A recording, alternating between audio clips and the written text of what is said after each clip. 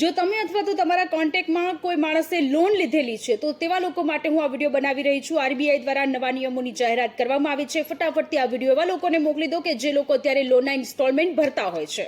જી હા, આરબીઆઈ દ્વારા નવા નિયમનું જાહેરાત કરવામાં આવી છે, જેમાં ક્રેડિટ રિપોર્ટ કે જેને લઈને અત્યાર સુધીમાં 60 દિવસ જેટલો સમય લાગતો હતો, હવે તમારો ક્રેડિટ સ્કોર 15 જ દિવસમાં જે છે તે દેખાશે। એટલે કે જ્યારે તમે લોન લીધેલી હશે, તમારો જો ઇન્સ્ટોલમેન્ટ બાઉન્સ જશે તો તમારો જે સિબિલ સ્કોર છે તેના પર મોટી એવી અસર પડી શકે છે। 15 જ દિવસમાં ક્રેડિટ ઇન્ફોર્મેશન અપડેટ કરવામાં આવશે।